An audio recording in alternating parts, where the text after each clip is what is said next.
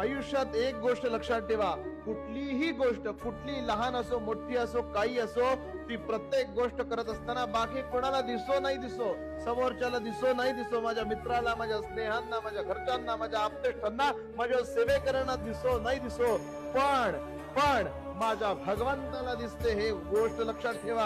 माझा भगवंत सगळीकडून बघतोय. त्रिभुवनामध्ये त्याचे डोळे विस्तारलेले आहेत. सगळं त्रिभुवन त्याच्या त्रिनेत्रांमध्ये सामावलेलं आहे. तो भगवंत सगळ्या बाजूंनी आपल्यावर लक्ष ठेवून असतो. त्यामुळे तुमच्या चांगल्याचा तो न्याय करेल, वाईटाला शासन करेल, हेही लक्षात ठेवा. त्यामुळे कुणाला फसवू नका. कुठल्या व्यक्तीला, कुठल्या विशेष करून कुठल्याही व्यक्तीला सांगतो, कुणालाही फसवू नका. कारण आपण जर फसवत असू तर आपण देखील एक दिवस फसू. हे स्वामी वाक्य आहे. स्वामी महाराज सगळ्यांकडे नजर ठेवून आहेत, सगळ्यांवर त्यांची नजर आहे.